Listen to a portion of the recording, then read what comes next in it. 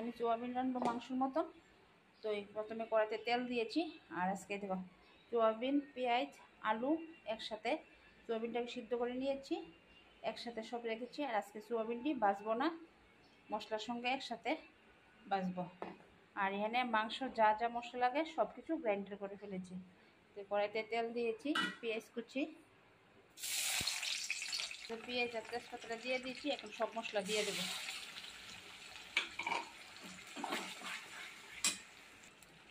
স্বাদ মতো লবণ, এটা হলুদ গুঁড়ো দিয়েছি, আর এই যে লবণ। এখন সোয়াবিনটা দিয়ে দেবো। এই দেখো বন্ধুরা, তরকারিটা খুব সুন্দর ভাজা ভাজা হয়ে গেছে। এখন ঝোল দিয়ে দেবো।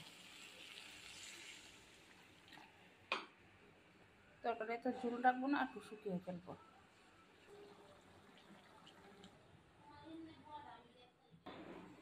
আজকে আমি দুপুরে কী কী রান্না করব তো তোমাদের সঙ্গে শেয়ার করছি। তো এই তোমরা সবাইকে বলি, সুমাদির চ্যানেল তোমরা তো জানোই, অবশ্যই সুমাদির চ্যানেলটাকে ফলো করবে। তো এই আজকে দুপুরের রান্না, এই দেখো এই সবজিটি দিয়ে পনির দিয়ে সর্ষা দিয়ে রান্না করব। এই যে বরবটি, পটল, ভেন্ডি, টমেটো দিয়ে সর্ষা দিয়ে একটা তরকারি রান্না করবো। তো তরকারিটা কীভাবে আমি রান্না করি তোমরা দেখতে থাকো। এখন কড়াইতে দিয়ে দিব পাঁচফোড়ন, তেল তো দিয়েছি, পাঁচফোড়ন দিয়েছি, আর সর্ষা, কাঁচা লঙ্কা, পোস্ত একসাথে গ্রাইন্ডার করে ফেলেছি। আর এদিকে ভাত বসিয়েছি। এই যে একটু লবণ দিয়ে দেবো, তবে সবজি দিলে আর তেলটা ছিটকে যাবে না।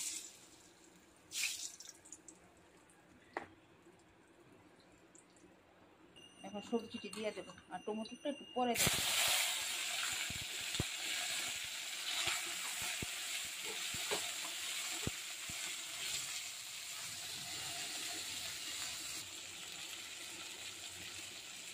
একটু হলুদ গুঁড়ো দিয়ে দেবো। একটু ভাজা ভাজা হলে তারপরে সরষাটা দেবো। এই দেবো সরষা, মগজদানা, পোস্ত, কাঁচা লঙ্কা একসাথে গ্রাইন্ডার করেছি। এখন পনিরটি দিয়ে দেবো।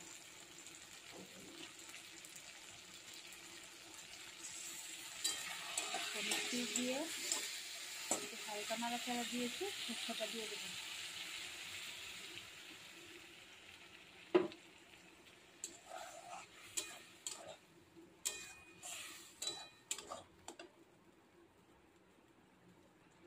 হালকা একটু জল দিয়ে দেবো, দিয়ে ঢাকনা দিয়ে দেবো।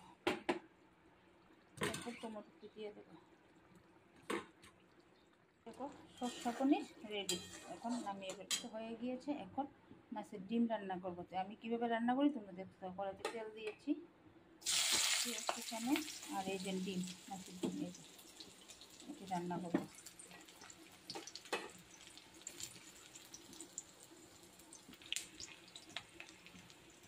হলুদ দিয়েছি, একটু লবণ দিয়ে দেবো। এখন মাছের ডিমটি দিয়ে দেবো।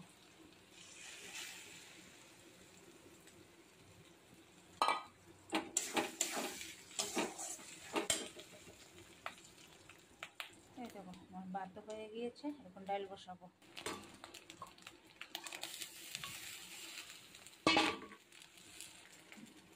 এই দেখো এদিকে ডাল বসিয়ে দিয়েছি। দেখো বন্ধুরা, ইলিশ শুটকি দিয়ে ডাটা দিয়ে আলু দিয়ে একটা তরকারি করবো। শুটকি দেওয়া দিয়েছে, হালকা করেছে, দেখে নিচ্ছি।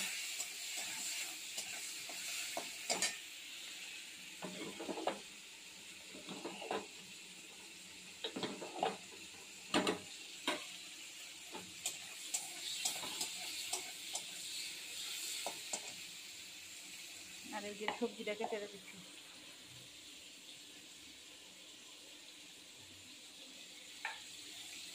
এখন সবজিটা দিয়ে দেব।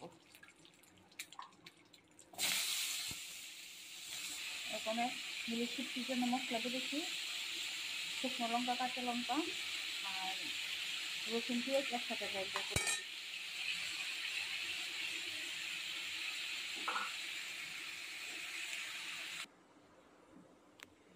এই দেবো বন্ধুরা কত বড় মাছের মাথা।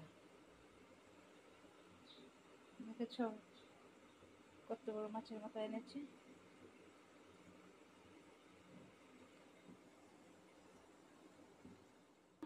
তরকারিটা হয়ে গিয়েছে, এখন রান্নাঘরটা পরিষ্কার করবো। আজকের জন্য রান্না এতটুকুই। তো সব কিছু মোটামুটি তোমাদের সঙ্গে শেয়ার করলাম। গুড মর্নিং বন্ধুরা, তোমরা কেমন আছো? আশা করি ভালোই আছো, আমিও ভালো আছি। তো আজকে শুক্রবার, দেখো কী কী রান্না করছি। এই দেখো, এটার ভিতরে কাঁচা লঙ্কা, জিরা, ধনিয়া আর হলুদ একসাথে নিয়েছি। আর এই দেখো আস্তে আস্তে পটল আর আলুটা কি সুন্দর করে ভেজে রেখেছি। আর এই যে পনির, তো আজকে আস্তে আস্তে পটল দিয়ে পনির আলু দিয়ে পনির তরকারি রান্না করবো। তুই দেখতে থাকো। অন্য অন্য দিন তো মশলাটা বেটে রান্না করি, আজকে কাঁচা লঙ্কা আর জিরার গুঁড়া টুড়া দিয়ে এমনি আজকে তরকারি রান্না করবো। তো দেখি রান্নাটা কেমন হয়। আর কড়াইতে পাঁচফোড়ন, আজকে পনির তরকারি রান্না করবো। কড়াইতে তেল, তেজপাতা, পাঁচফোড়ন দিয়েছি আর কাঁচা লঙ্কা, আদা, জিরা সব একসাথে নিয়েছি। আর দেখো আস্তে আস্তে পটল দিয়ে আর আলু দিয়ে পনির দিয়ে আজকে তরকারি রান্না করবো। অন্য দিন পটল দিয়ে তো কেটে নিয়ে আজকে কাটবো না, আস্তে আস্তে দিয়ে রান্না করবো। আর সুন্দর করে পটল দিয়ে ভেজে নিয়েছি, আলু দিয়ে সুন্দর করে ভেজে নিয়েছি। এই দেখো পাঁচফোড়নটা লাল হয়ে গেছে, মশলাটা দিয়ে দেবো। এখন পটল দিয়ে দেবো, দিয়ে একটু হালকা জল দিয়ে দেবো, অল্প একটু দেবো। এখন পনিরটি দিয়ে দেবো।